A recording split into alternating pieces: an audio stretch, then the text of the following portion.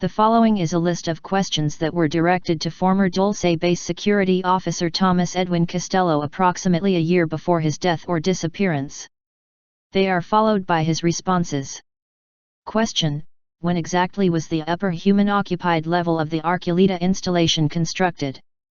Answer: I heard Dulce was started in 1937–38 by the Army engineers, enlarged over the years. Most recent work was completed 1965–66 to connect tunnels to the Page, Arizona base, site of one of the older underground facilities. The Four Corners base is called Perica. Most of the Native Americans, the Indians living in that area, are aware of that base, and could tell us about the underground life forms that frequently are spotted near those communities, Bigfoot, etc. Note: the references to the Dulce base here deal mainly with the upper levels, not the extreme lower levels, which include vast natural caverns and, some believe, very ancient tunnel systems as well. This would include the tunnels illuminated by phosphorus pentoxide, which the alien greys avoid, and the origin of which is unknown. In fact, sources have informed us that some of the underground NORAD facilities of Colorado were constructed within already existing cavern systems, suggesting that Ray Palmer and Richard Shaver were correct when, as early as the mid-1940s, they wrote about the government's search for ancient underground cave and tunnel systems to be converted for their own use. Branton. Q. By what means was the upper installations constructed? Are you familiar with the alleged developments made by the Rand Corporation of a highly efficient bore or mole machine capable of melting rock using nuclear-powered wolfram graphite-tipped drill cones? A.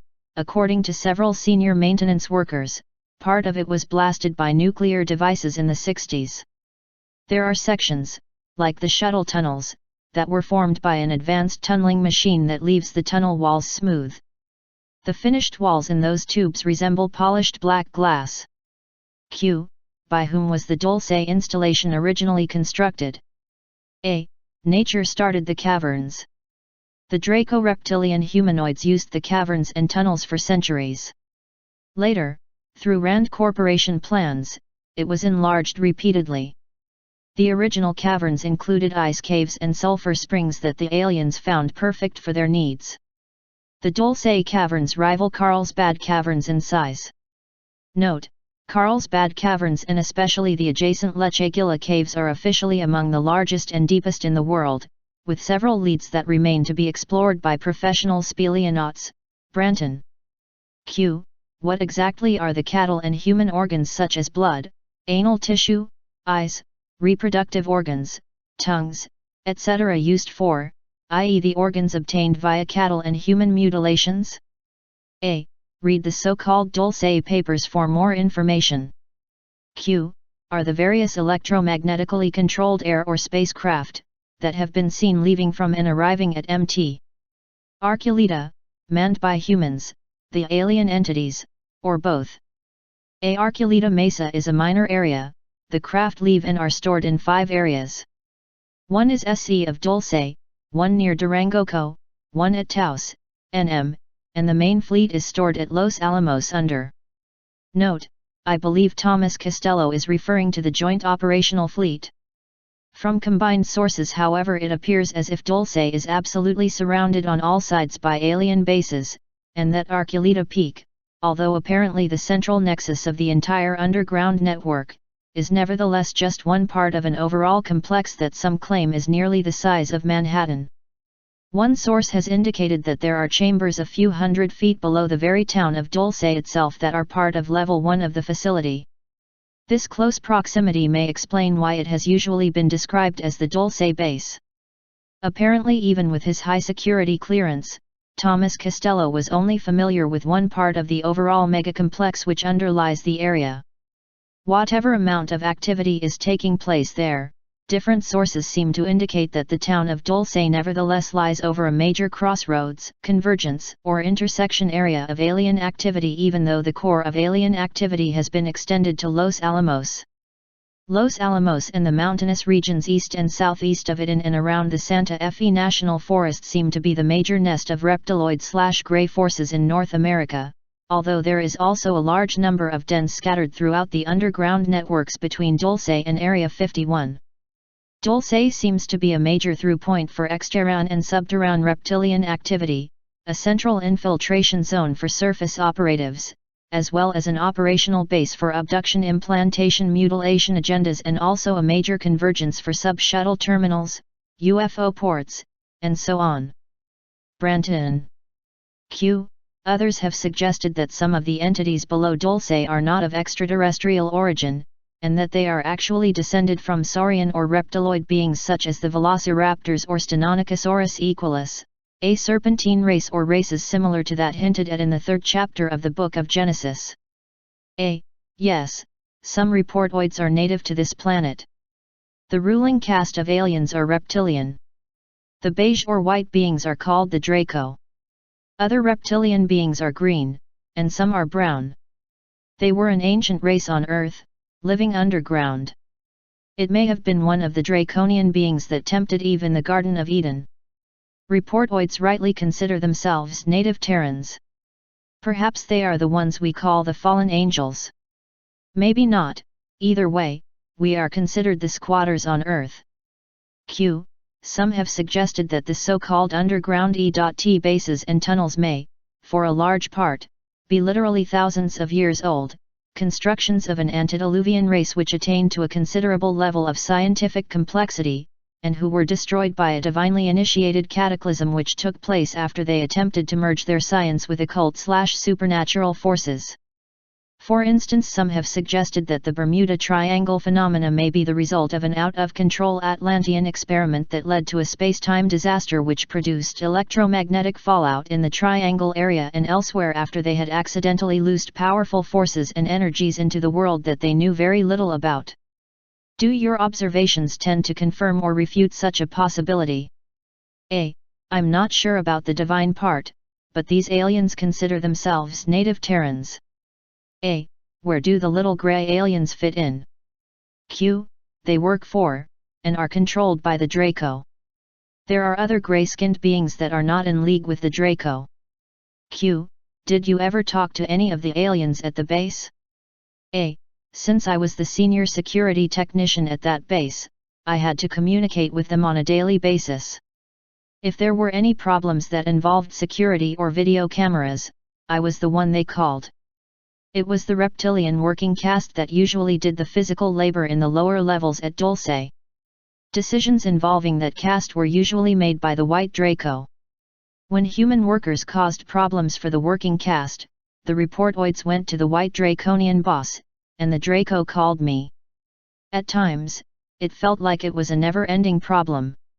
Several human workers resented the no-nonsense or get-back-to-work attitude the working caste lives by.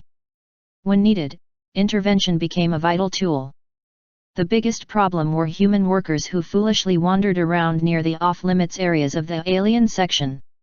I guess it's human nature to be curious and to wonder what is past the barriers. Too often someone found a way to bypass the barriers and nosed around. The cameras near the entrance usually stopped them before they got themselves in serious trouble. A few times I had to formally request the return of a human worker. Q. Are there other sites tied into the shuttle network other than those which you mentioned, and if so, where are the entrances? Where? Everywhere. They crisscross the world as an endless subterranean highway. Like a freeway, except this one is underground. The subterranean highway in America is like a freeway except it's underground. That highway depends on electric motors for trucks, cars, and buses for the paved roads, and it is for limited travel.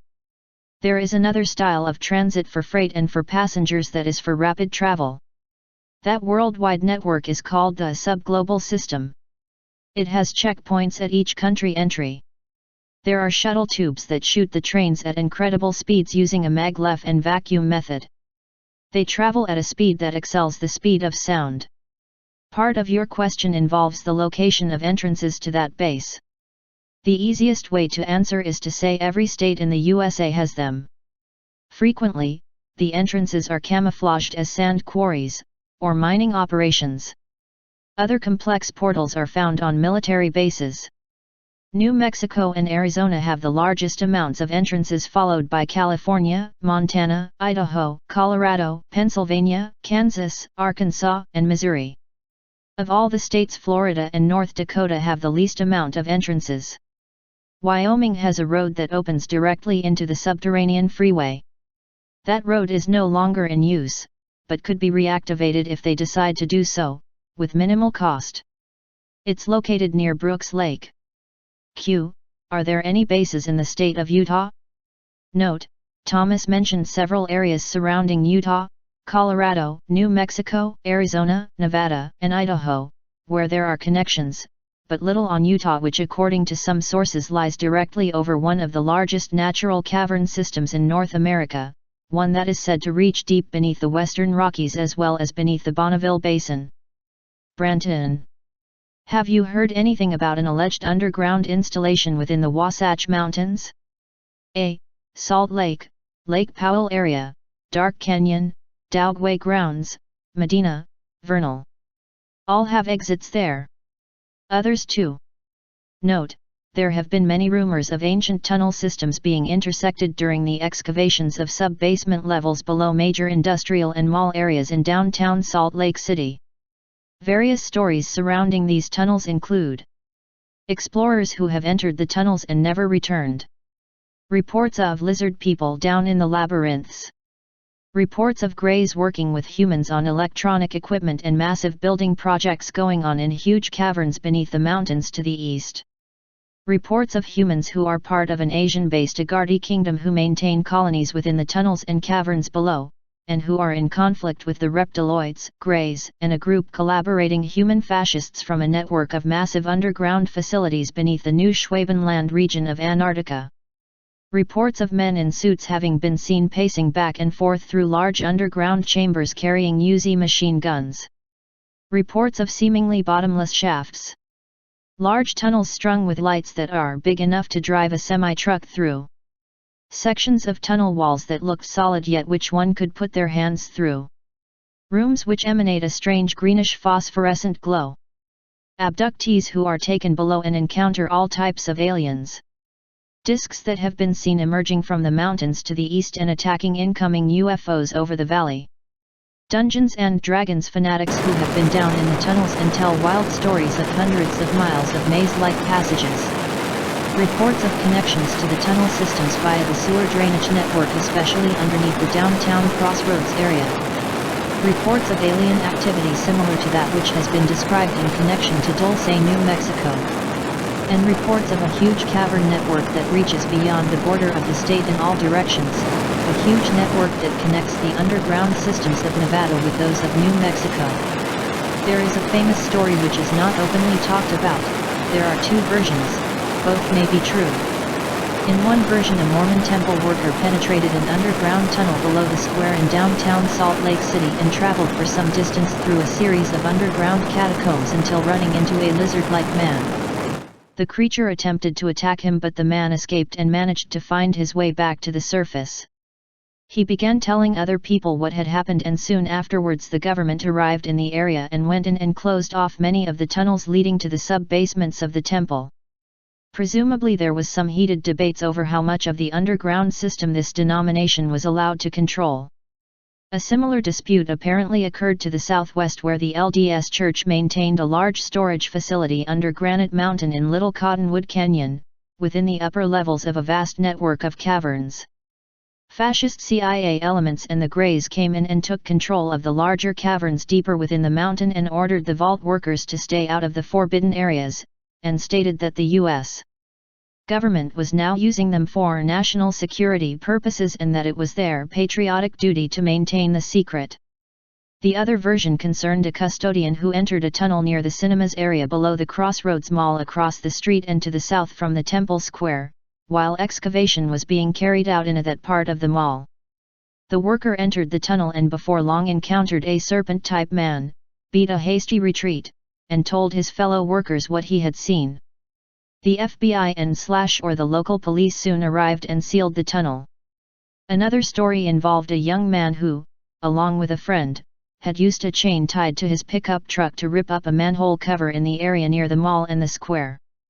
They navigated through a maze of sewer passages underneath and came to a shaft that descended in a series of 5 small rooms one below the other, and from the bottom room a tunnel led south into a large chamber wherein they saw a seemingly bottomless shaft, a large southwest tunnel strung with lights and large enough to drive a semi through, and the footprints of some type of 3-toed bipedal creature.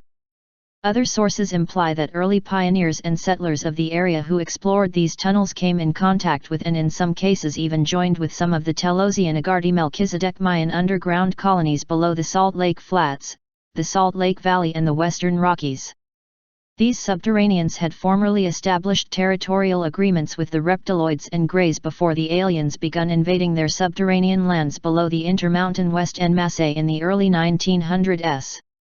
The treaties were part of an attempt to stave off a possible interspecies conflict, as skirmishes between the humanoids Turos and reptiloids Diros within the cavern networks of North America had been increasing since the 1920s, 30s, and 40s.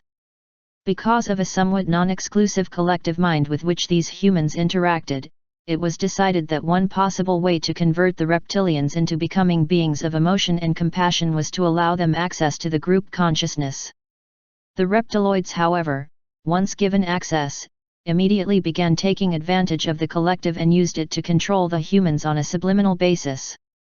The ease with which this occurred may have been enhanced by the fact that the reptiloids and greys were already operating as part of a collective or group mind, one which was far more complex than the Ashta or Astarte collective itself, which many of the Agartians depended on. This suggests that the reptilian collective or hive itself is absolutely void of any and all care, concern, or compassion for human beings. Individual reptiloids operating distinct from the draconian collective might however be tamed by other collective free humanoids in some cases, as some have reportedly been tamed by the Andropleiadian worlds. If the non-humans could be severed from the collective, they might be deprogrammed and reprogrammed, so to speak, and even attain individual awareness and a degree of emotionalism. In such cases it would not be advisable to give these creatures equal standing among humans, and absolute subservience and monitoring should be enforced even if means were found to sever them from the collective mind network. When dealing with the reptilian forces, unconditional surrender should be first offered, and if this is not accepted then direct military action would be justified, especially in light of the many permanent abductees whom the greys and reptiloids have taken captive, those who are still alive to their underground systems. Most of the treaties that the humanoids had made with the reptiloids down under have since been broken, especially following the Groom Wars of 1975 and the Dulce Wars of 1979, during which time much of the underground U.S. base networks, which were funded by American tax dollars by the way, were taken over by the Greys. Some sources have implied that the aliens took advantage of the chaos, especially during the Dulce Wars, and commenced to invade and conquer several of the older underground colonies. This apparently led to a rift in the Ashta collective, with many humanoids and hybrids splitting off and joining with the Andropleiadian Federation non-interventionists, and many reptiloids and heartless humanoid agents splitting off and joining with the interventionists of the Draco-Aryan Empire.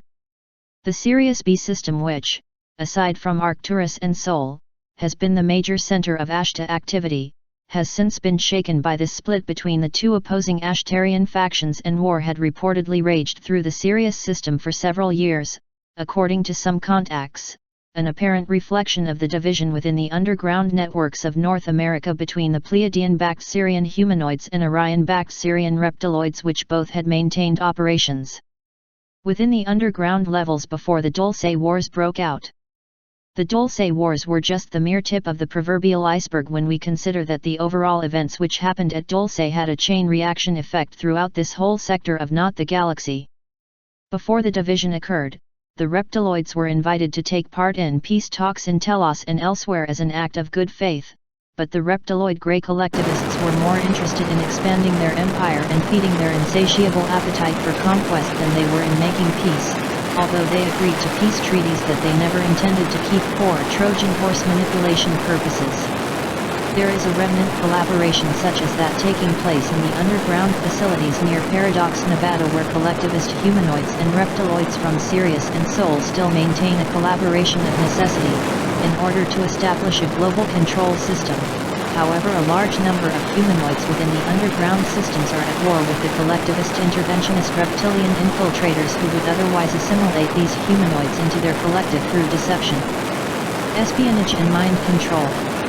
Now several contacts like Alex Collier, Ray Keller, Stan Johnson, and others are claiming that the conflicts in Sirius between the Andro-Pleiadian-backed Ashta forces and the Draco-Orion-backed Ashta forces, which were infiltrated and commandeered by Draco-Orion agents, have now spread to the Sol system, as both stellar superpowers have focused on this most strategic system, intent on protecting their respective interests here from being subverted by the other side. Branton. Q. Does the MT Arculitas shuttle system connect with a shuttle system which allegedly radiates from MT Shasta in Northern California? A. Yes. MT Shasta is a major site of alien, elder race, reptilian race, human meetings. Beginning Cleveland, Grover, every president in U.S. history have visited Telos City. Truman was supposed to have visited the lower realms as a high archon on Earth. He was supposed to have met the king of the world there, and gave him the keys to the USA. Note, whether or not the reigning king of the Agardi realms at the time had benevolent or other motives, subjecting America to an outside superpower without congressional consent would be considered high treason. Although unelected/appointed individuals working within the executive military-industrial branch of government might choose to do so of their own volition without congressional or senatorial consent, such an act cannot apply to the America which is based on the Declaration of Independence, the U.S. Constitution and the Bill of Rights. There are apparently two nations occupying the United States. The traditional grassroots America established by the Founding Fathers and led by the electorate government, and the fascist Bavarian Lodge-backed underground nation led by the corporate government which is contesting the original America on its own soil. Some predict an inevitable civil war between the electorate/constitutional/surface government of the U.S., and the joint humanoid reptiloid corporate/national global socialist/underground New World Order government, which incidentally was bought and paid for by American taxpayers and other unsavory money-making projects. This war will apparently provoke an armed United Nations/New World Order invasion of the USA which, according to George Washington's famous vision at Valley Forge in 1777, will ultimately end with an American victory as a result of divine intervention. Something like this may be inevitable if freedom is to be preserved on this world, and beyond. We should never forget, however, that the NWO corporate elite and their draconian masters intend to depopulate the surface of this planet and the underground systems as well. According to one Navy intelligence source, the 33+ Masons there are allegedly several degrees above the 33rd degree which interact directly with the Draconians and are part of the interplanetary initiatory lodges intend to set the left-wing caverns and the right-wing caverns against each other in order to depopulate the underground realms so that they can impose absolute Bavarian Draconian global control of both worlds. The 33+ and higher degrees according to this source intend to ride out the inferno in super-secret fortified caverns while the 33rd and lower degree Masons and their respective left-wing and right-wing armies will be left to die in the surface and subsurface wars. It may be that some of the 33+ Masons intend to ride out the Holocaust in their alternative 3 bases on the Moon and Mars, if those bases are still active. Remember, the roots of both the right-wing National Socialist and the left-wing Global Socialist agendas trace back to Bavaria. Isn't it interesting that the legendary dragon has 2 wings, a right wing and a left wing, both of which are controlled by a single beast? In essence, when it comes right down to it, the war is between the Judeo-Christian-based Constitutional Republic of America and the Luciferian cult-based Socialist Empire of Bavaria. Both the right and left-wing movements are Machiavellian extremes created by the Bavarian black nobility, black here being a reference to something hidden that cannot be seen, and not skin color, in order to foment global chaos. There are several claims that the collaboration with the reptilians began with the Luciferian cults of Bavaria, and was later brought into America via the infiltration of the Scottish Rite and the fascist core of the NSA-CIA. There may have nevertheless been a reptilian presence below North America within the caverns that dates back several centuries. However, a massive reptilian infestation of these underground systems seems to have begun near the beginning of the 20th century. MT. Arculeta might be considered the capital of the alien segment of the secret Bavarian Draconian New World Order government in America, with the deep underground systems beneath the Denver International Airport being the capital of the human segment of the secret government. Branton. Truman received assurance to new high-tech knowledge, and victory over all enemies on Earth. He then was introduced to Samaza and Koash, aliens from Boötes and Tippon Draco, both reptilian kings or ambassadors. Truman updated the 100 Treaty that began in 1933, Roosevelt and requested magnetic advance, space knowledge, and experiments. Koash agreed, Samaza partially agreed. He exchanged hostages for genetic experiments and magnetic advance, but vetoed space and beam weaponry. Q. Did you notice any involvement of high-level Freemasons, Rosicrucians, or Jesuits within the underground installation and/or with the aliens? Note, this question is based on the assumption made by some researchers that many of the Masonic lodges were, beginning about 1776, infiltrated by the Bavarian Illuminati. Much of the Masonic world is ultimately controlled by the Bavarian Lodge-backed 33+ degrees of Scottish Rite Masonry, a rite which according to early Masonic authority Revolt can be traced back to the Jesuit College at Clermont in Paris, a rite which advocates the destruction of national sovereignties in exchange for world government, the destruction of religious and especially Judeo-Christian movements, and the destruction of the family structure to be replaced by state control of children, etc., as opposed to the more traditional Protestant Christianized York Rite of Masonry which the Scottish Rite has attempted to subvert since its inception into Masonry. This question was also based on claims from a former 33rd degree Mason, James Shaw, that the Scottish Rite headquarters in the House of the Temple, click image right, dash which lies at the northern apex of the pentagram-like street layout of Washington, D.C., is filled with all kinds of indications of serpent worship in the form of murals, carvings, statues, etc., depicting serpentine figures.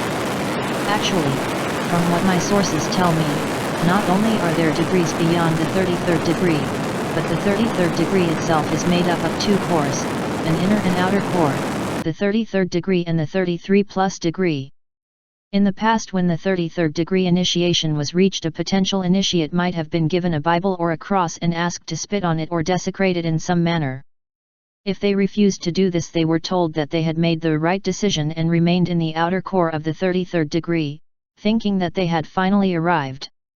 If they did or do commit this form of blasphemy, then they are told that they have made the right decision, and they are sent on to the inner core of the 33+ degree, which is the springboard to the higher levels which interact with the joint humanoid reptiloid Ashtarian lodges or branches of the serpent cult on other planets, within underground cities, and possibly even other dimensions.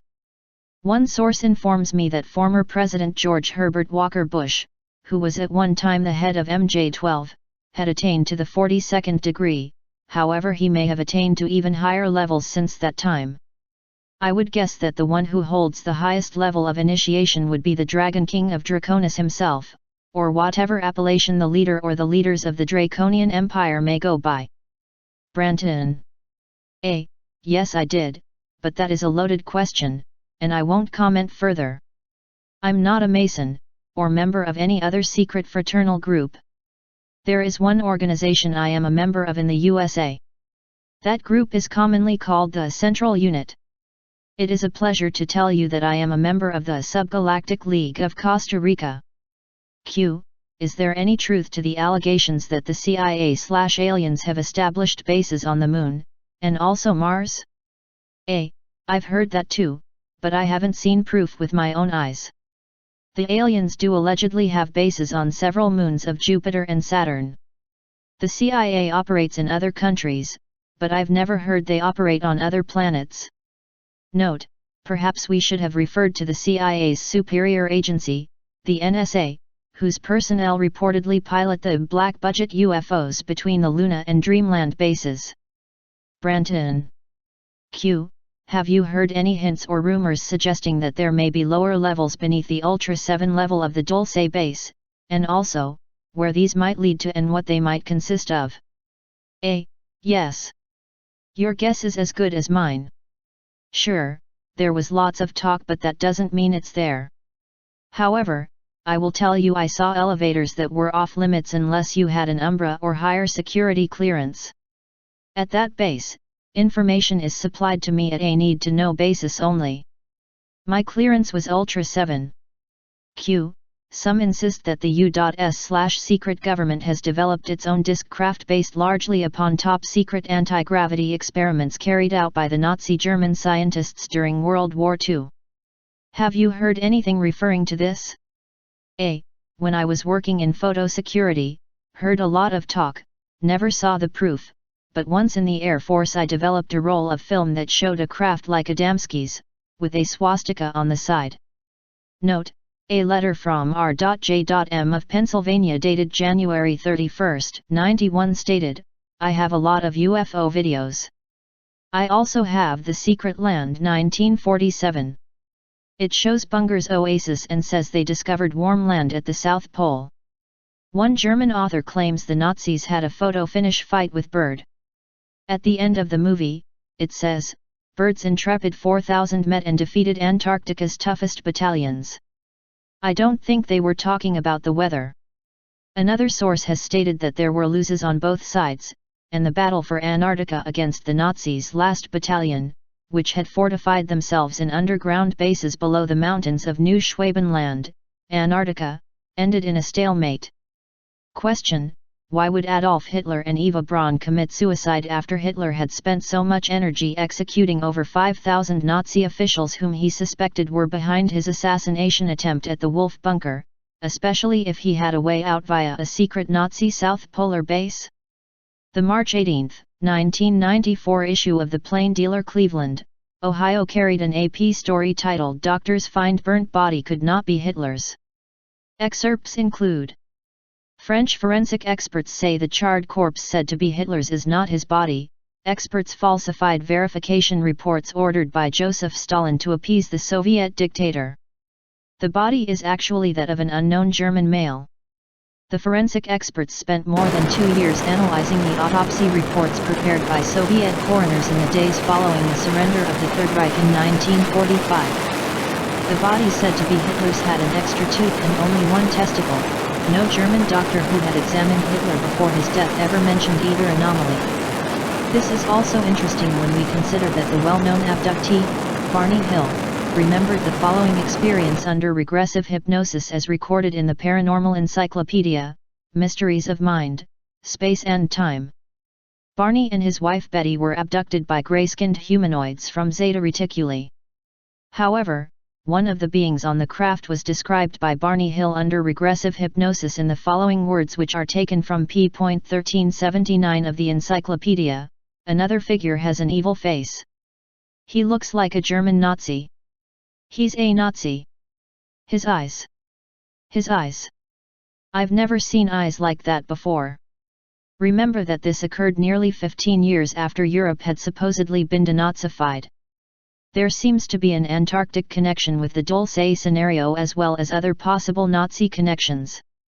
German tourists scouring New Mexico, exploring mines and caves and buying up land and mineral rights just before the outbreak of World War II.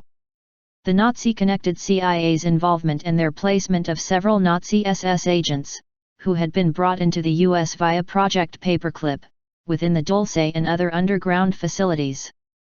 The involvement of secret Bavarian lodges at Dulce, and the possible Antarctican Dulce connection to Alternative 003. Another interesting connection is the fact that the secret Nazi teams involved in the construction and operation of the underground bases below the mountains of New Schwabenland and elsewhere in Antarctica were called Ultra teams. Ultra is also the code name for the Dulce base. Also, there seems to be a direct connection between the Dulce base and the Montauk base in Long Island, which was/is, reputedly jointly operated by the Draconian Reptiloids, Orion Greys, and the Bavarian Thule Society, which had backed the Nazi agenda. Branton. Q. Tom, did you have access to the alien craft? Were you ever inside any of them? A. Yes, I frequently saw them in the garages. There are quite a few of them. The main fleet is stored at Los Alamos. Yes, I entered several crafts. There were two things that stick in my mind: the odd spongy feeling of the floors, and the unusual pinkish-purple color of the lighting. The crew stated the floor becomes ridged in flight, and the purple tint of the lighting changes to bright blue-white. The entire inside of the aircraft are scaled down in size, when compared to the average human. The halls were curved and narrow, but somehow, when inside it appears bigger than it looks. Certain areas, the outermost sections, almost felt and looked alive. I was never taken up in one. Q, can you give me more information on the reptilian race? What do they do on the 6th level? The area called Nightmare Hall. A. The worker caste does the daily chores, mopping the latex floors, cleaning the cages, bringing food to the hungry people and other species. It is their job to formulate the proper mixture for the Type 1 and Type 2 beings that the Draco race has created. The working caste work at the labs as well as at the computer banks. Basically speaking, the reptilian races are active at all levels of the Dulce Base. There are several different races of aliens that work on the east section of Level 6, no doubt some collaborating Nordic factions included. Branton. That section is commonly called the Alien Section. The Draco are the undisputed masters of the 5-6-7 levels. The humans are second in command of those levels. I had to argue with one large Draconian boss frequently. His name is difficult to verbalize, Karsh fast pronounced throaty Ksshh Fasher SSD. I usually called him Karsh, and he hated it. The Draconian leaders are very formal when talking to the human race. These ancient beings consider us a lower race. Karsh called me Leader Castello, but it was used in a sarcastical way. However, the worker caste is friendly enough, as long as you allow them to speak first. They will answer if you address them. They are very cautious beings, and consider most humans to be hostile. They always seem surprised when they found many of the humans were open and trustworthy. There is no fraternizing with the aliens off hours. It is forbidden to speak to any alien race in the halls or an elevator without a clear business-oriented reason. Humans can talk to humans, and aliens can speak to aliens, but that is as far as it goes. At the work site, however, it's different. There is free speech in the labs. The camaraderie found in the labs also reaches the computer banks section. In those areas, everybody talks to anybody. However, everything changes the minute you cross the threshold of the hall. Instantly, all conversations become strictly formal. Hard as it was, several times I had to arrest someone, simply because they spoke to an alien. It's a strange place. Q, exactly what first made you aware that something was wrong at Dulce? Seems to me that a place as obviously horrible as this one wouldn't need an Einstein to know that this is a crime site. What took you so long? Are you the guy who blew the whistle? A. There are several things you should know about.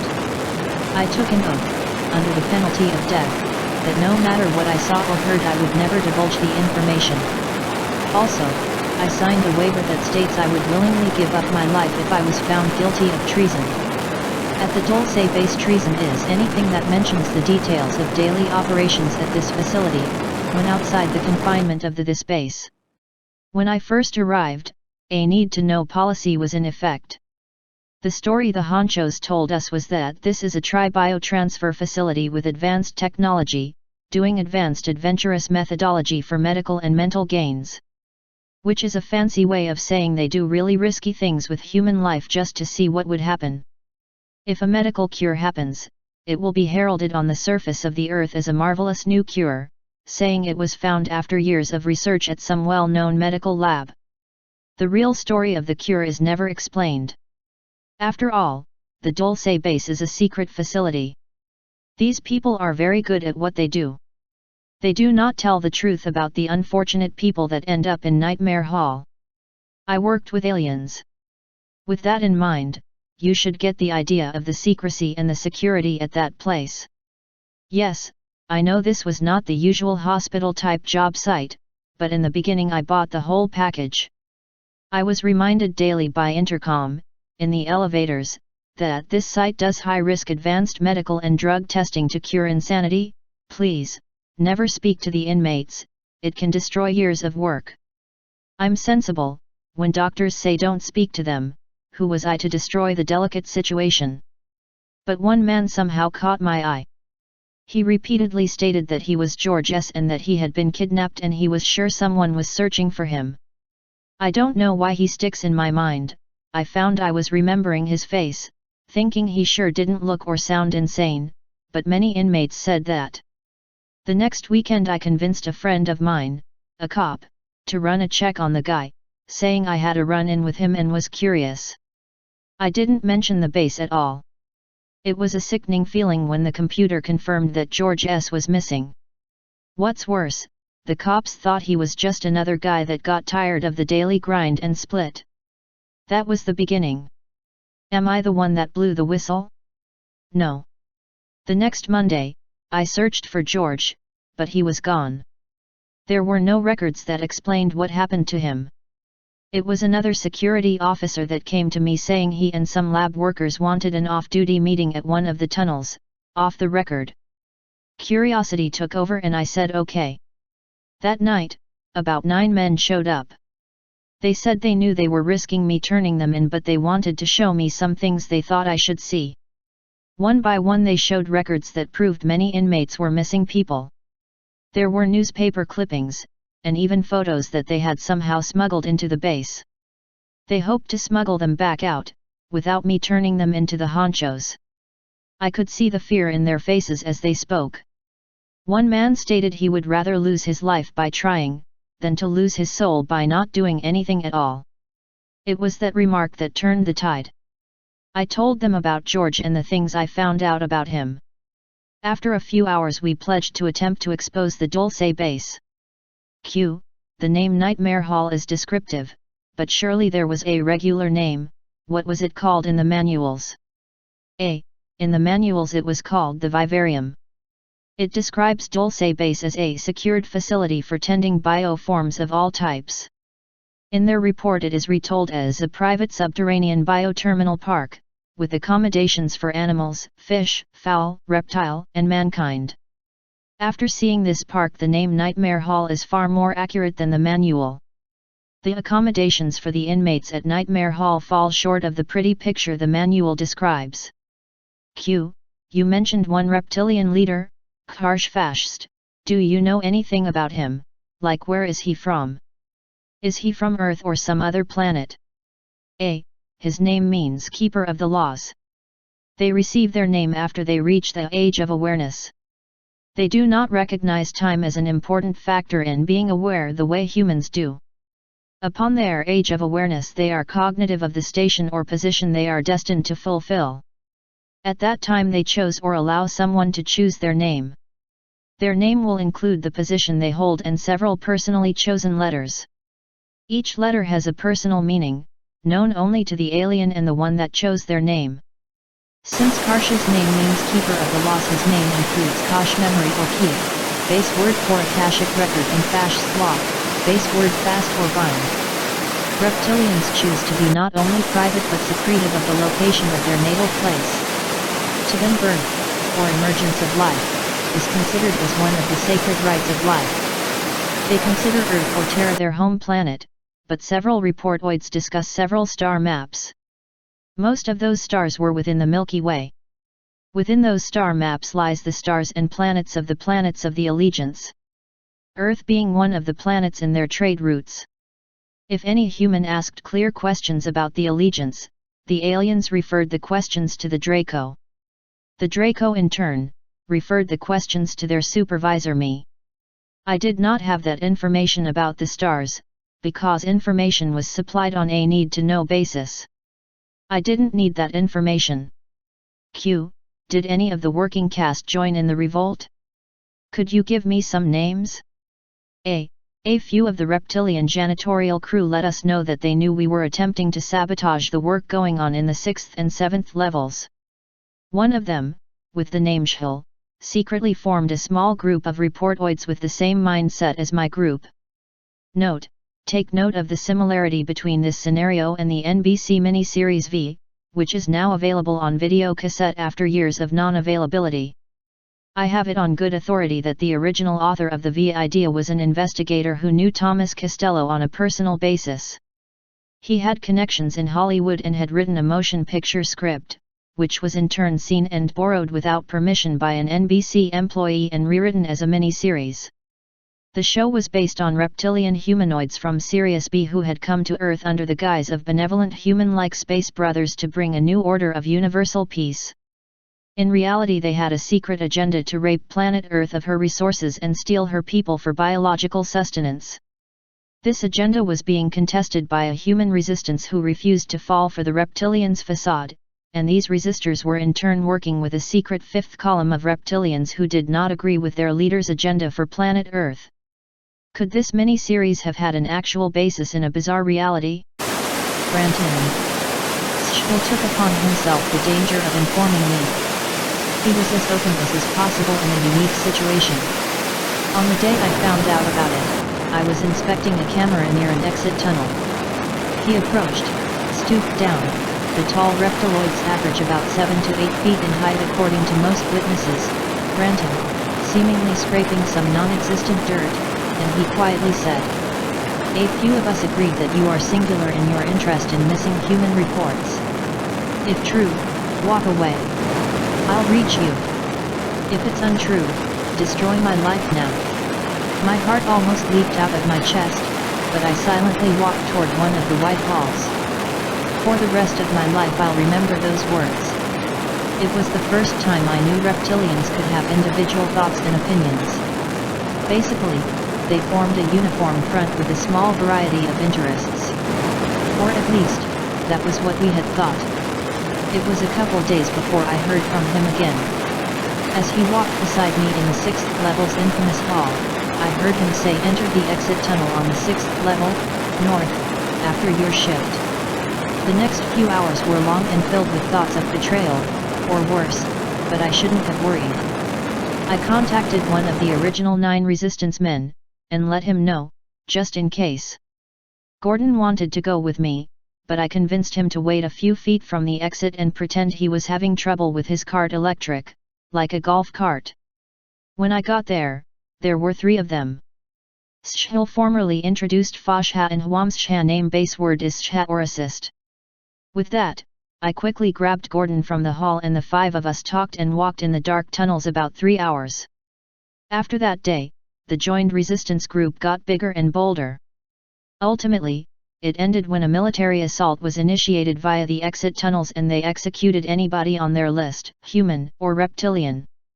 We fought back, but none of the working caste had weapons, nor did the human lab workers. Only the security force and a few computer workers had flash guns. It was a massacre.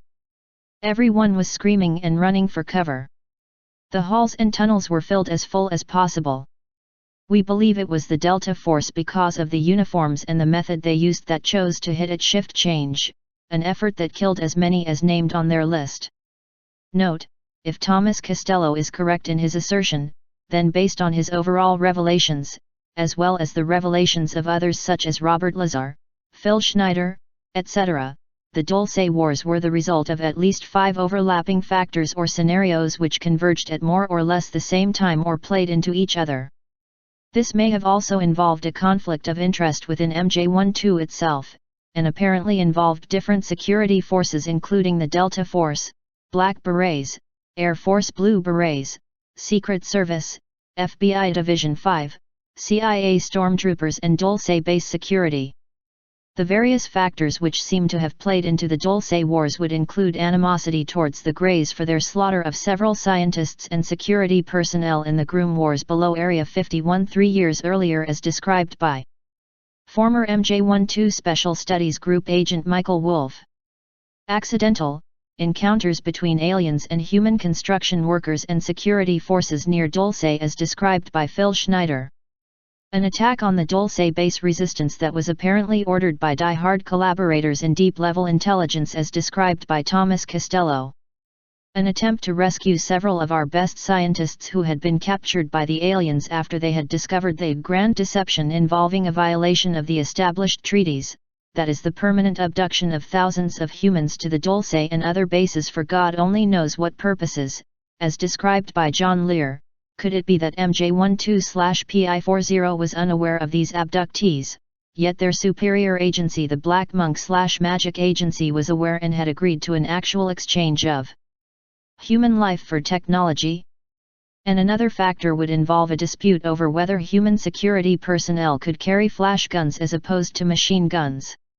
All of these were apparently contributing factors to the altercations which raged throughout the Dulce base beginning in 1979. Branton. We, to this day, do not know who betrayed us. Gordon Innery ran beside me as we ran into the third-level exit tunnels, and he died when several bullets slammed into his back. I vaporized that assassin and kept running. And I'm still running. Gordon will be remembered. Q. Tell me more about the flash gun. Is it difficult to operate, or is it like the weapon on Star Trek, that can stun or kill on different modes? A. It is an advanced beam weapon that can operate on 3 different phases. Phase 1, like Star Trek, can stun and maybe kill, if the person has a weak heart. On Phase 2, it can levitate anything no matter what it weighs. Phase 3 is the serious business mode. It can be used to paralyze anything that lives, animal, human, alien and plant. On the higher position on the same mode, it can create a temporary death. I assure you, any doctor would certify that person is dead, but their life essence lingers in some strange limbo, some kind of terrible state of non-death. In 1 to 5 hours the person will revive, slowly. First the bodily functions will begin, and in a few minutes, consciousness followed with full awareness. In that mode the alien scientists reprogram the human brain and plant false information.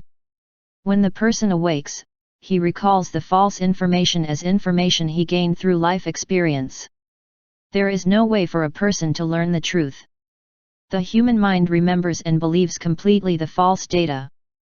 If you attempt to inform them, they would laugh or get angry. They never believe the truth. Their mind always forgets the experience of reprogramming. You asked if the flash gun is difficult to operate. A 2-year-old child could use it with one hand. It resembles a flashlight, with black glass conical inverted lens. On the side are 3 recessed knobs and 3 curved grooves. Each knob is sized differently.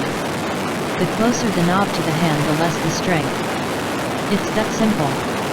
Each knob has 3 strengths also, with automatic stops at each position. The strongest position will vaporize anything that lives. That mode is so powerful it will leave no trace of what it vaporized. Q. Is the weapon called a flash gun or is there a different name in the manuals? A. Everybody calls them flash guns, or more commonly the flash or my flash when talking about it. In the manual it is first introduced as the Armor Lux weapon. After that, it is explained as the flash gun. Q. What type of security is found at the Dulce base? What else is used against espionage or unauthorized entry? A. I'll mention a few, but it would be nearly impossible to cover it all. The weapon, besides the flash gun, mostly used as a form of sonic. Built in with each light fixture and most camcorders is a device that could render a man unconscious in seconds with nothing more than a silent tone. At Dulce there also are still and VCR cameras, eye print, hand print stations, weight monitors, lasers, ELF and M equipment, heat sensors and motion detectors and quite a few other methods.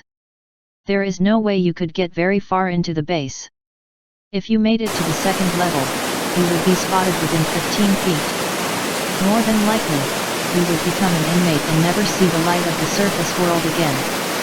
If you were lucky, you would be reprogrammed and become one of the countless spies for the ruling caste. Q. According to certain reports, the Dulce base is host to other aliens that live in level 5. Is that true? Can the humans freely roam or meet one-to-one in the halls, or is some type of protocol in effect? A. There is protocol from the first time you enter the base and it must be followed every time you see an alien there. From the working caste, to the visiting aliens, to the ruling caste, there is a never-ending checklist of rules, law and strict protocol. There is never a chance to roam on the 5th level. The alien housing area is off limits to any human. The hub is surrounded by security, arsenal, military, and CIA/FBI sections. The area past the security is one of the most secured areas because it houses so many classified files. The entire east side of the 5th level is off limits except for security personnel holding Ultra 7 security clearance or higher. The garage on the west side of the 5th level requires Ultra 4 clearance. Q. Is there proof available that could confirm the allegations of the underground base, or are we just supposed to believe you? A. Many people have asked that one. No, I don't expect people to believe with blind faith. There is tangible proof that has been seen, felt, or inspected by quite a few folks.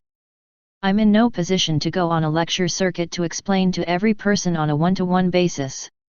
I am trying to stay alive.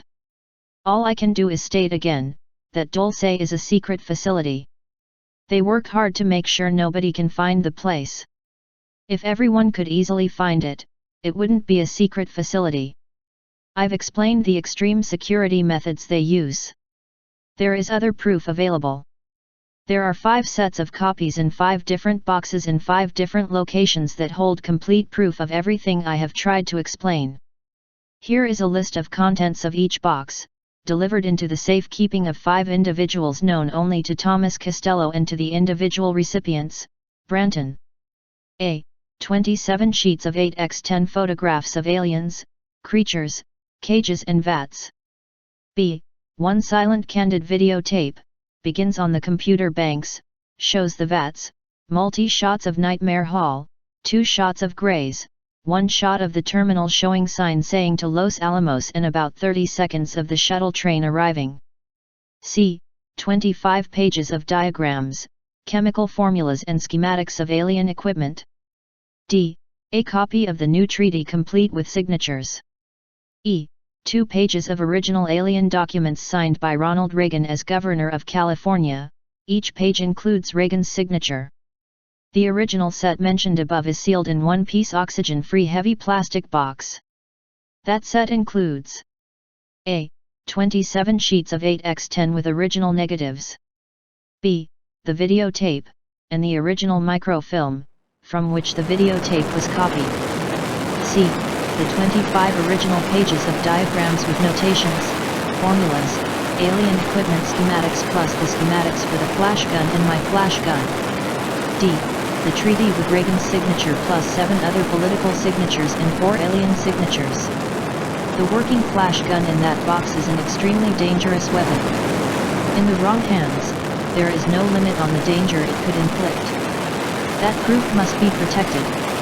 But when placed in the hands of certain government agencies, it would not be treated as proof for an alien visitation.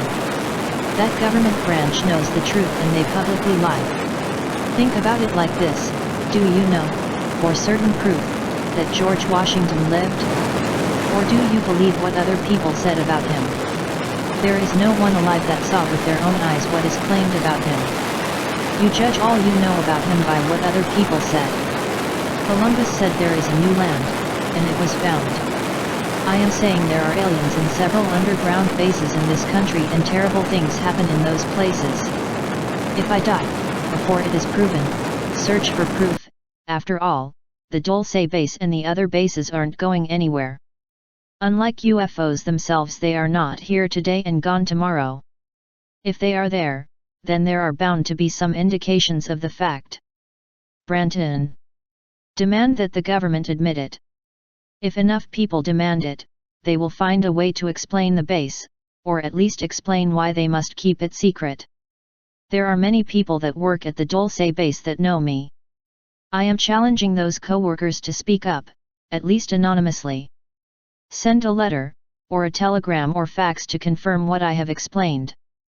In the name of the brave men, women, children, and aliens that died trying to let the public know what is going on at the Dulce facility, expose that horrid place before thousands more innocent people are tortured and die unspeakable deaths. Q. What about the elevators? Do they drop from the surface to the 7th level in a couple of seconds? Do you know anything about them? Are they electrically lifted? Everywhere on the surface world there are elevators made by Otis Elevator Company. Does that company make the elevators at Dulce? I failed to notice what brand was available in the elevators at the base. I could tell you that there is no elevator anywhere at Dulce that drops from the surface to the 7th level. The security blueprints show the levels are stepped down. Each level drops one floor only. Not even the hub has an express elevator. After the 3rd level, not only would you change elevators, you are weight and color coded, before you re-enter the car. All the elevators are magnetically controlled, even lights in elevators, as well as all lights on all levels are magnetically induced. The light bulbs are not the type bought on the surface, but a totally different type of light system. The illumination found there is a closer match to natural sunlight than any artificial light on the surface world. The shape of the elevators is unique. If you have ever seen a Tupperware sugar bowl, you could see the shape copied in the elevator. Sort of like an open-ended oval with another half oval on each side. The elevator shaft matches the shape perfectly. The magnetic controls are in the half oval shape. If you could stand in or close to the half ovals, you would feel the slight pull of the power of those magnets. The motion is smooth and silent. There is a nearly unnoticed surge when the motion starts or stops. There are no cables needed, because the lift is magnetic, not electric. Since there are no cables in the elevator cars, there is no chance of them falling. I understand that certain groups of cleared individuals in the government are collaborating with alien groups. Is it known how many groups and of what type they are working with? I don't know how many groups or what type they are working with. A mysterious security man calling himself Agent Yellow Fruit says he worked at Groom Lake Area 51. The security officer states that he's been in contact with benevolent aliens, at the Groom Lake facility. Are you aware of such a group? Yellow Fruit is one of the slang names for yellow jack or yellow flag that shows quarantine and caution in the labs. There are so many different slang names at Dulce Labs that meant quarantine that the workers published a booklet to show the meanings. At Dulce, yellow fruit are the lab workers so-called from the yellow light outside the decontamination chambers. Banana is the older workers, lemon is the new guys and so on. Is there an alien installation under Groom Lake or Papoose Lake at the Nevada test site, and are they conducting biological research at these sites? Most of the stuff at the Groom facility deals with defense, but there is a large storage area in the tunnels that holds thousands of alien craft parts. From what I have heard, the medical tests at the Nevada test site are conducted by and for the Navy. According to my sources, the aerospace companies have a secret underground installation in the Tehachapi Mountains, not far from Rosamond near Edwards AFB. Insiders refer to the Tehachapi installment as the Ant Hill. They are experimenting with advanced technology such as anti-gravity discs. Some have seen basketball-sized floating orbs patrol the facility. Do you have any further information on this? The California mountains Tehachapi, Chocolate, Shasta, etc. all have alien security methods and equipment. The basketball-size orbs are used for unmanned patrol. They are silent, but when photographing living beings there is a humming sound. The glow that emits light is magnetic aura. This light is in the visible spectrum 3,900 angstroms. You can see the light, but the light does not reflect off anything. Is there anything you can tell me about the moon, alien installations, atmosphere, US bases? There is not much I can tell you there. I wasn't in the lunar program. I heard there was a lot of equipment sent to the moon between 1959 to 1964 under Project Whiteout. How do the aliens use magnetism? Do they use it as an energy source? Is there more we need to know about magnetism? The aliens use magnetics for everything. They use magnetics as the basic structure for their energy source. The more you learn about magnetics, the better. The human race calls them magnets, the aliens call them lodestar. They have been harvesting lodestar's lodestones for centuries. Not only that, they want all the magnetic power on Earth. They intend to continue harvesting that power, now and in the future. As long as we were only using magnetic power as an oddity, there was no problem. But in recent times, the human race has begun using magnetic power and finding more ways to utilize that commodity. There was a treaty made. In the original treaty, the human race, or those who supposedly represented the human race, if you could call it that, Branton, didn't mind at all. We considered magnets as hardly more than useless. As people searched for another source for power, we turned to magnetics. The aliens wanted a new treaty. What could we offer? They chose land, underground mining rights, animals, and humans for new experiments. The general public never knew about the treaty. The governmental Bavarian cultist heads of the world chose another treaty in 1933. This time we got high-tech knowledge in exchange. So now, the more we use magnetics, the more they claim humans, and the lands of the USA. We were sold in exchange for magnets. If you doubt it, look around. There are token companies that really utilize magnetic power, but are depending on electric-based or ceramic magnets, not lodestar magnetic oxide of iron-based magnets. Q. What do the aliens do with the cow blood and other parts from mutilated animals? Do they need these fluids for research or survival? A. The aliens use the blood and body parts for formula to keep them alive, their food, and for use in the growing vats, and for the artificial wombs. Plasma and amniotic fluid are the two most vital ingredients for their lives. Also, the sap of some plants can keep them alive for months. Most of the plants are parasitic in nature, but red grapes and okra plants can also be added to the formula to keep them alive, if they have no regular formula. Q. Female abductees report being inseminated by aliens. Are they trying to hybridize our species?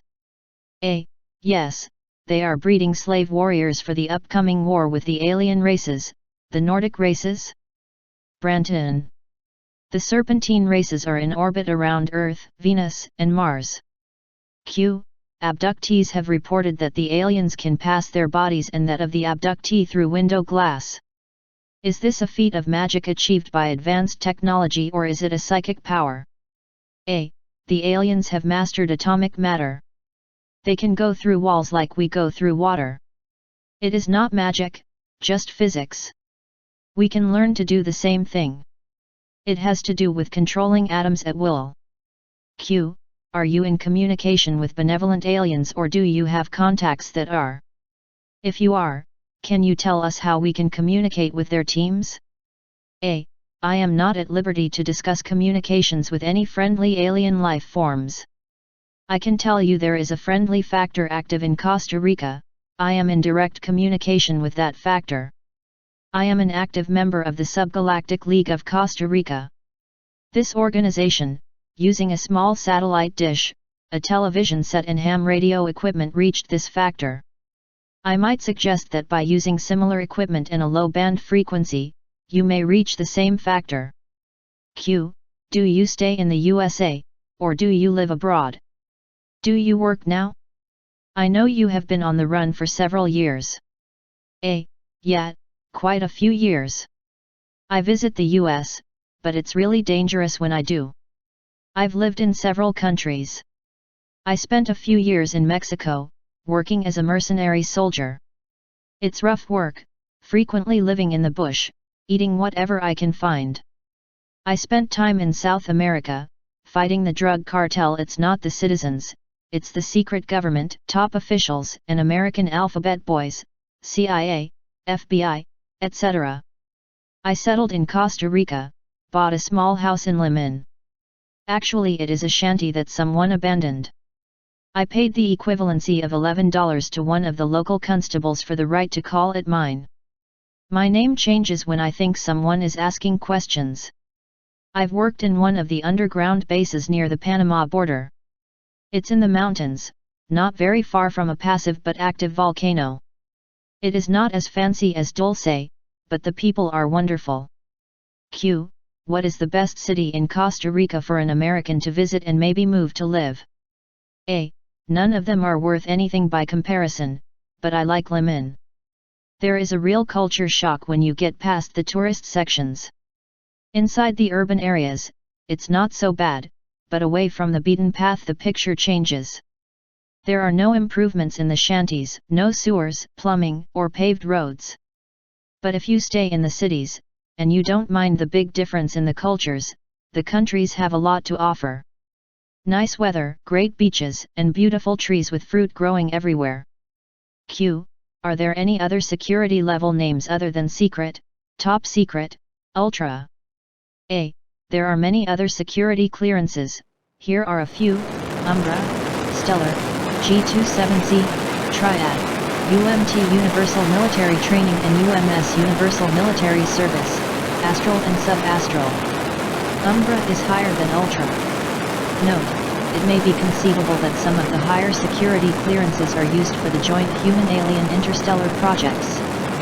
For instance, Whitley Strieber described an abduction to another planetary sphere where he encountered ancient ruins, aliens, and human personnel dressed in military khakis and carrying camcorders, automatic weapons, etc.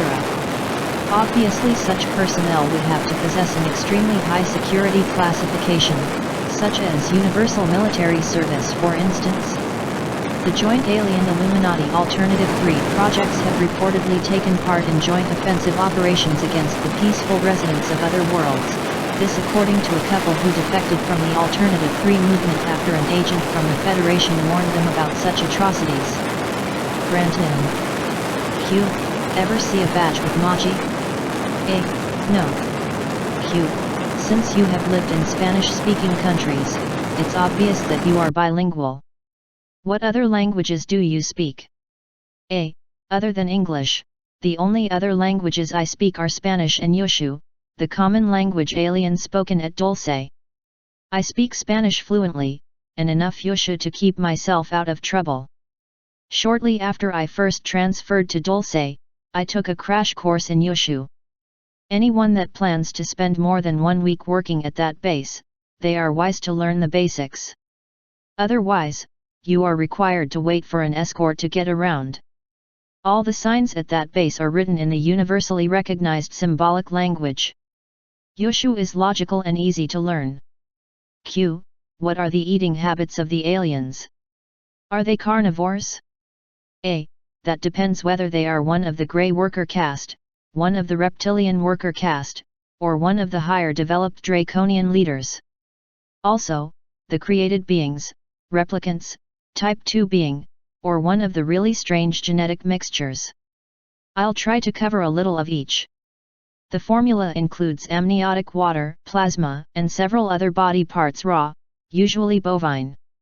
This nearly clear mixture with a texture of pureed peaches, and almost in that color. The Greys make the attempt not to eat around the humans, because the odor of it is very unpleasant to any human. They can spend days or even weeks between feedings. The working caste of the reptilians eat meat, insects, and a large variety of plants including vegetables and fruit. They prefer their meat raw and very fresh, but have learned to enjoy some cooked meat like rare beef steak. Note, according to many abductees, the reptiloids are not above eating human flesh. It has been said that they prefer flesh that is young enough to be free of toxins, yet old enough to be imbued with a lifetime of accumulated emotional energy residue which is resident within the human body.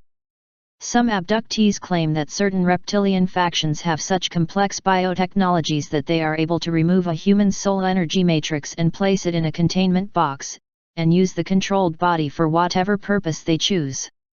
Some abductees also insist that in some cases the reptiloids can create a cloned duplicate of a person in a short amount of time through time warping and replace the soul energy matrix of a person back into the new cloned body if their disappearance from society would otherwise create too many problems. This way they can ingest the emotional residue imbued original body without the abductee realizing in most cases that their soul memory matrix has been transferred to a cloned body, because they would have experienced a total soul matrix energy transfer and a suppression of any memories relating to the transfer process.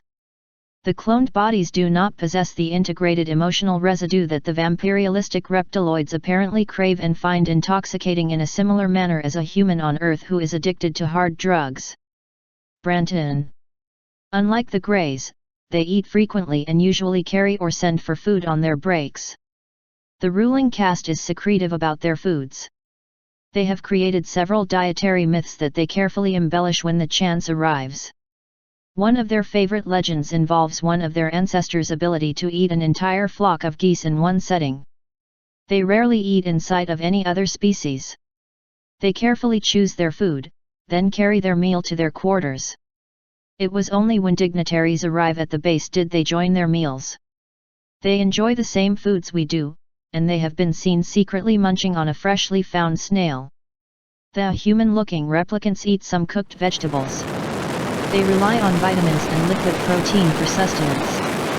If they have to eat on the surface world, they can eat whatever they are served, but as soon as possible they regurgitate. Their digestive systems frequently fail to process the food properly. The engineered beings have a special diet, created for their dietary needs. The mixture includes several organ foods blended with plasmatic fluids, amniotic liquids, and parasitoplasm materials.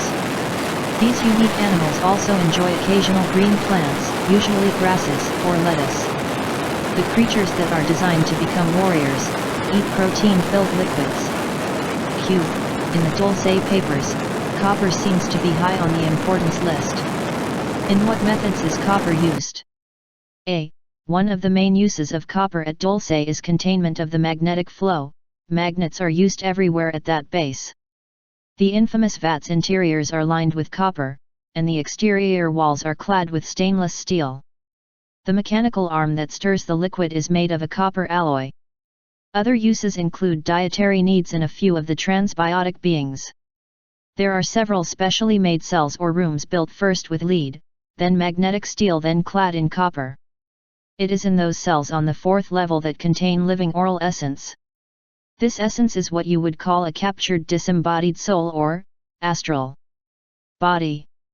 Note, this may tie in with the reports of certain remote viewing astral spies who claim to have projected into underground facilities like Dulce, New Mexico or Pine Gap, Australia, only to have close encounters with these astral containment fields, or have been captured by the same and released after being interrogated via supersensitive electronic equipment.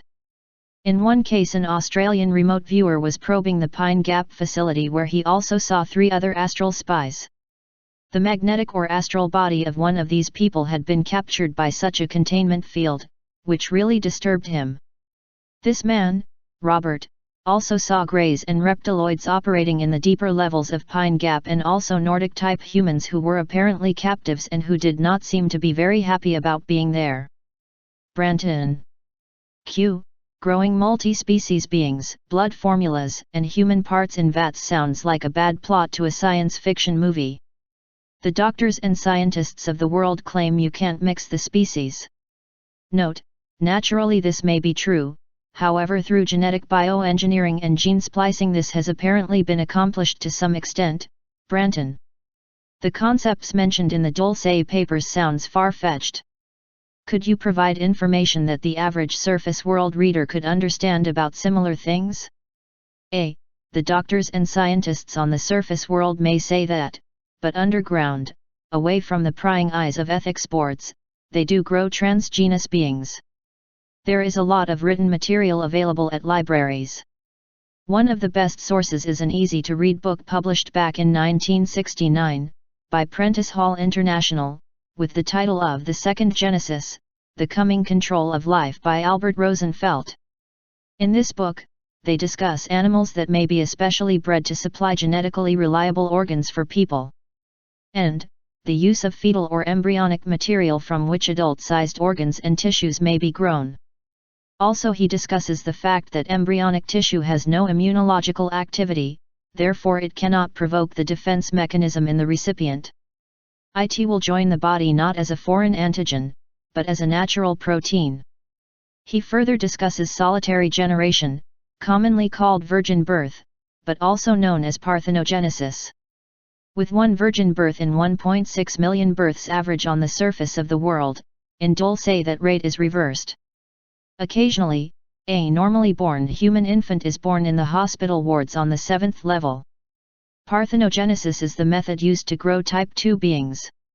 The now common transsexual surgery on the surface world began at the Dulce Base. Men became women on a whim in the 7th level labs, and with the 4th level technology, the brainwashing resulted in the eager desire to become a woman, and that poor man, whether a willing or unwilling participant, firmly believes he always wanted to be a woman. No one could convince him to believe the truth. All things are twisted at Dulce. A quote by Dr. Ralph W. Gerard in the second Genesis put in his now classic statement, "There can be no twisted thought without a twisted molecule." Most have originated at Dulce. Q. How are the human workers stopped from telling everything about Dulce? A. Implants, fear threats to harm the families, M. Control, also reprogramming with ELF extremely low frequency, and drugs are the most common methods to encourage the workers not to divulge the location or daily routine. Q. A construction worker at the ant hill, the Northrop's Tehachapi base, reports seeing 10 to 12 foot tall human-looking beings in lab coats. Who are these guys? Are they from the Hollow Earth? Note, the Hollow Earth theory is one that was postulated by various well-known individuals, including Marshall B. Gardner, Raymond Bernard, William Hawley, discoverer of Halley's Comet, Edgar Allan Poe, Edgar Rice Burroughs, John Clevis Sims, John Uri Lloyd, and others. Basically, the thesis involves what one might refer to as the geoconcavitic sphere theory, or that as the Earth was forming in its molten state, the planetary spin created a hollow or concavity within the center, similar to the hollow created by the centrifugal force of a horizontal washing machine following a spin cycle. The theory, which has been postulated in parageological theories, in adventure novels, and in some cases even in alleged visits to the inner world, states that the shell of the Earth averages between 800–1000 miles thick, with an interior surface consisting of oceans and land illuminated perpetually by a sphere of electromagnetic and/or nuclear energy suspended at the very center of the empty space. There are reputedly funnel-like openings near the polar regions, perpetually concealed by mist created by the collision of cold air from the outside and hot air from the inside, which permits ingress and egress to and from this inner world. The theory states that the inner surface has its own gravity, yet slightly less than the outer surface gravity. One side theory is that between the inner and outer surface where gravity is nullified, there exists a layer of weightless or low-weight caverns in an eternal state of chaos where minerals, liquids, gases, and chemicals continually slam together from the Earth's rotation, causing intense magmatic activity, a virtual inferno, or bottomless pit. Some have theorized that, based on the apocryphal Book of Esdras, chapter 13, which contains non-canonized Jewish legends, that the 10 lost tribes of Israel disappeared beyond the river Sambatayan and to a place in the far north where humans never lived before called Arzareth. In the last days, a path would be made through the ice and waters of the north, and the lost tribes would return. There are 3 tribes accounted for as of this writing, or rather 2 tribes and 2 half-tribes, Judah, Benjamin, half of the Levite tribe, and apparently half of the tribe of Dan if we are to believe the Ethiopian Jews who claim to be descended from Dan.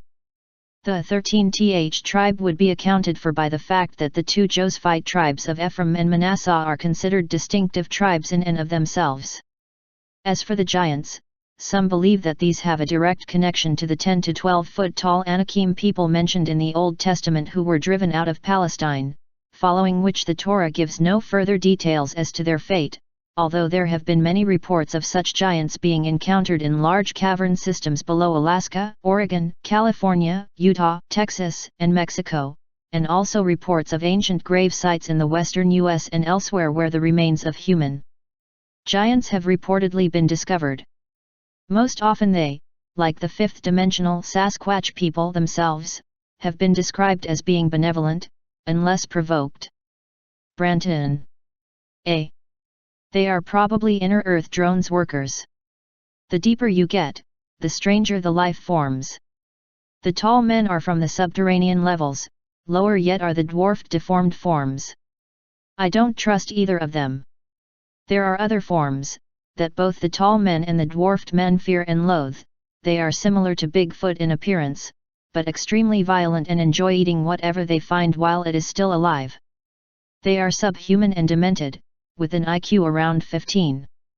Note, apparently, according to another source, these lower Bigfoot-type creatures, having more of a resemblance to apes than to the more human-like faces and features of the much friendlier Sasquatch people who frequent the surface, dwell in wild cavern systems some 6 or more miles deep, along with other very large and dangerous insectoid and quadruped or serpentine reptilian life forms reminiscent to something from out of a Hadean nightmare.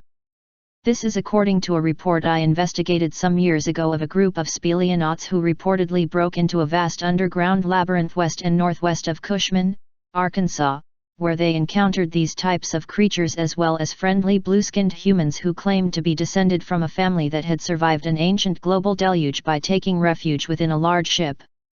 These ancient people claimed that their ancestors had come to the Americas and discovered the cavern world, wherein they commenced to establish their hidden civilization. Branton. The reptiloid hominoid as opposed to quadruped or serpentine life forms stay in caves or caverns that aren't very deep. They prefer the desert mountains. They use camouflage rather than fighting, but they do carry vril rods for protection, flash guns. They do have a symbol, not the hokey snake with wings that I keep seeing in the public, which is used mostly by the Greys and also as a medical symbol for the Delta Force, Branton. The reptoids use a dragon with its tail in its mouth, a circle with 7 pointed stars in the middle. Q. There have been reports of the Delta Force having black vans with no tires that hover over the ground. How much are we USA already interworking with alien cultures? A. I haven't seen the black vans you mentioned. We are totally submerged with alien cultures.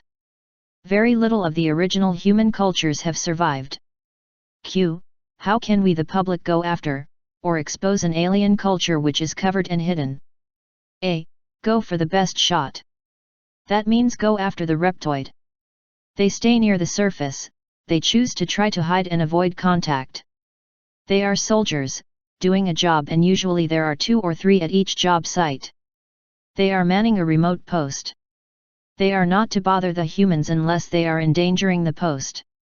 Most of them are not hostile and won't kidnap you. They may blast you with a flash gun that may paralyze you. You won't remember the flash for an hour or 2 and cause confusion and mild fear. It could cause you to black out, pass out for a while. It is their way to escape and buy time to hide any visible equipment. If you know any areas with repeated reptilian sightings, then that is the place for you to look. They are fearsome to meet face to face, and their voices are harsh and whispery with heavy SS's, but most of them understand English and several other languages. Wear something with a reptile, not something violent, like St. George killing the dragon, in sight. If you see one, keep your hands open, palm forward, arms down. That is the non-aggression approach. Don't raise your arms, unless told to. Don't carry anything in your hands or arms. If he doesn't run, walk slowly towards him. Let him speak first. They consider humans repulsive and hostile and threatening with good reason. Don't try to offer him anything, don't touch him or anything of his. If he hisses at you, back up a couple feet, but don't look away. It simply means he finds you smelly. Don't try to overpower him, he is stronger than 10 or 12 men. Usually, if he hasn't run so far, he is curious and wants to talk to you. Fight your fear and your thoughts of panic. Q. How do we get closer to some kind of data to prove to others that there really is a danger from non-human beings? A. Good question. I'm afraid we will find the proof the hard way, when we are invaded. Try to keep a small camera with you at all times. When you search for reportoids, keep it in your pocket. Q. Is there a specific location where the public can set up their cameras and equipment to document an alien government base, or their activities? A. The problem is, most of the meetings are held in military bases or underground. The Groom Lake facility does fly several alien craft that regularly fly over unpopulated land that go back and forth from several bases. Southern California has several notable areas. 29 Palms, Lancaster or Chocolate Mountains are well known for such activities. Q. Could you provide us with a copy of your badge or card you used at Dulce? A. Badges or cards never leave the bases. All exits have bars or walls of metal, To open, to go out requires using the card. When you use it for an exit slot, the card won't come out. Each time you leave the base, you are issued a new card, with all the usual data about you, plus your weight added, corrected daily. There are several mines in the Chocolate Mountains that open into a base highway, but be aware that they are patrolled regularly and there are cameras there. Q. There are so many types of really far-out aliens seen in TV, movies, magazines, and popular fiction. Is there one type of a fictional unknown race, in your opinion, that fits the term alien? A. Yes. There are two, an alien that is totally indescribable, and another would be a pseudo-alien. Q. What are the dimensions of the Dulce facility? A. There are 1,700 paved miles of roads under Dulce and northern New Mexico. Towards Los Alamos is another 800 miles of tunnel. The base is still growing due west. Q. What is the top depth? A. The first level starts 200 feet from the surface. Each level has a ceiling of 7 feet, except levels 6 and 7, the ceiling there is 45 and 60 feet. There are approximately 45 feet or more between each level. The average highway ceiling is 25 feet. The hub at the base is 3,000 feet wide. Use a 7.5-minute scale map to try to comprehend the size of the place. Q. Are there regular vehicle exits that can be observed from the ground? A. Yes, but they are inside Los Alamos. Q. Are there aerial exits that can be observed? A. 20 miles due north of Dulce, across the border into southern Colorado. Branton is a large hangar. It is hidden by a facade of cliffs. Look for an isolated short road on the top of a mesa, with no road to or from the top. Q. Are the ventilation shafts visible? A. The ventilation shafts are hidden by bushes or vents inside caves. There are 5 on the top of the mesa. Be aware there are cameras inside most of the vents. Q. Is there external security, and could we recognize them in or around the town itself? A. There is minimal security on the surface. Most of the men and women are Air Force or highway crewmen. There used to be a Best Western motel that hosts or hires a lot of base workers from Level 1. I don't know if that motel is still operational. Most of the security force live in Santa Fe. Others live at White Pine, Los Alamos. Q. Are there security sensors? What type? If so, what is their power source? A. Yes, there are many types of sensors: radar, infrared, heat sensors, microwave, EMGW, and satellite. Most of the sensors are powered by magnetic power. The only thing you may notice on the surface would be an occasional satellite dish. Q. If you can, give us some information on the upcoming war with the aliens. When does it start? Do you recommend going underground? A. The war has already begun. To start, they use weather control devices that can cripple a city in hours. Storms, flood and drought, with those few things they can bring any country to their knees in a hurry. Yes, I do recommend going underground. Choose a location that has a higher elevation than the surrounding terrain. Pick out a cave or even an abandoned mining shaft or two. Bury a cache of supplies including food and water near these locations. Place the supplies in heavy plastic boxes that have tight lids to prevent the destruction by earth-burrowing rodents and insects. Then plan to live like a squatter when it becomes necessary. If you own land, create a system of tunnels and tell no one. Use your tunnels to secrete your supplies, and plan to live in those corridors when you must. Q. What about the reptilian ships that are in orbit around the equator? Are they cloaked? Note, presumably including the original 2 planetoids that arrived in geosynchronous orbits around Earth at 400 and 600 miles up in 1953.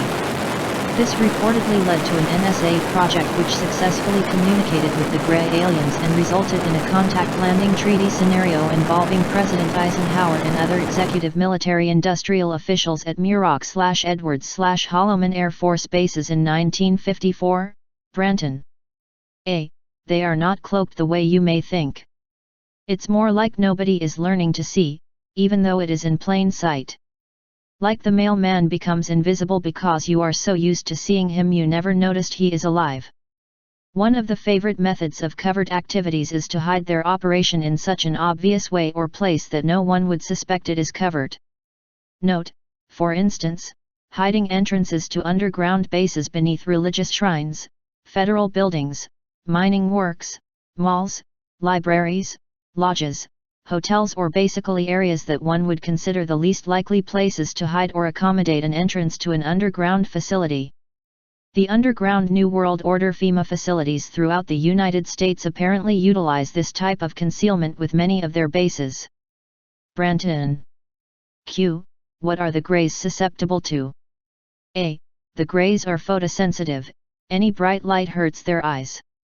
They avoid sunlight, and travel at night. Camera flashes causes them to back up. It could be used as a weapon against them, but they recover quickly. It could buy enough time to escape. Use commands, or nonsensical words in the form of commands and they will back up. Their brain is more logical than ours and they do not create fun. They do not understand poetry either. What really confuses them is saying things in pig Latin. We learned that in a hurry, and used it against them, the Greys in the Dulce Wars. Q. Can Greys read your intentions if you came up behind one? A. Yes. They read your intent, because they use your body's frequency. The human race broadcasts a frequency, that they recognize as an electromagnetic impulse. Each person has a slightly different frequency, that difference is what we call personality. When a human thinks, they broadcast strong impulses. In the case of fear, the frequency is loud and easy to recognize. By the same right, a calm and composed mindset should be far more difficult to recognize. Branton. Q. Can we shield ourselves against their mental control? A. We can shield ourselves against them, however 95% of the human race never try to control their thoughts, and controlling our own thoughts is the best weapon. The average person rarely thinks in a clear pattern. That allows the brain to think in a chaotic way. Control your thoughts, and you can stop the aliens attempting to abduct and control you. Controlling my own thoughts have kept me alive for years. Q. Could you shed some light on the type of human the aliens are looking for when they abduct? A. I can tell you that the most common are petite women in their early 20s or early 30s, dark-haired boys between 5 to 9, small to medium-sized men in their mid-20s to mid-40s. But, let me stress that there are all types of people being held against their will in the Dulce Base. There are tall heavy men and women, teenagers, elderly folks, and very young girls in the cages and the vats. I only mention the most common age size are the small young men and petite women.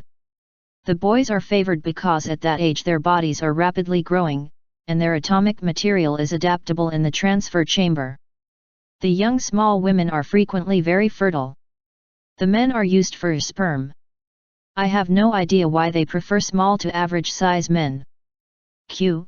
Did you ever see twins or triplets, etc.? A. Since you mentioned it, no. It never crossed my mind to search for them. But then that doesn't mean they aren't there. There is no way I could have seen everybody at that huge complex. Q.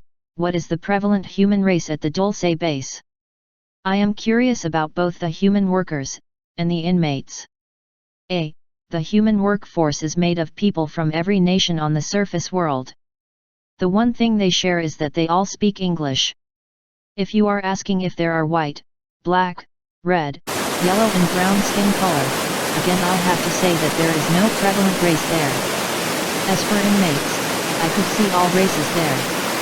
From what I could see, it looked like there were more white people, but again, I saw a constant flow of different people, many I think, were only there for a few hours. Q. Please explain the method they use to identify each inmate. A. No one has a name. When first brought to this facility, they were issued one large number. Usually that code has a mixture of numbers and letters. They show the place, how, and by who, followed by the time, age, sex, and finally the personal number, their SS number. For example, it might look like this: NVLV00A0000P00:00M00000000. Q. With that huge facility, trash and garbage must be a real problem. How do they dispose it? A. It was never a problem. Some of it is reformed or melted down then remade. Some of the wet garbage is eaten by bacterial forms, and what's left is vaporized in a vat-like chamber. The residue of that action it takes them months to get enough to measure is used in a complex lye and used to fertilize crops. Q. Where is your family? Not just your wife and son, but parents and siblings? A. Kathy and Eric are still missing. My parents died in a car crash when I was in my teens. I have one brother. If he is alive, I suspect he is inside an underground base somewhere. I haven't heard from him for several years. Please pray for them, please. Q. What is your birth date, and where were you born? A.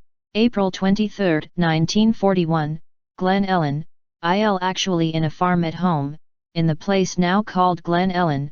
My birth certificate list is at Wheaton, IL. Q. You have been through so much, and yet keep fighting. What is your biggest fear? A. That the general public will forget the trapped innocent people in the despicable place, and will ignore the hundreds of children, women, and men added to that place every month.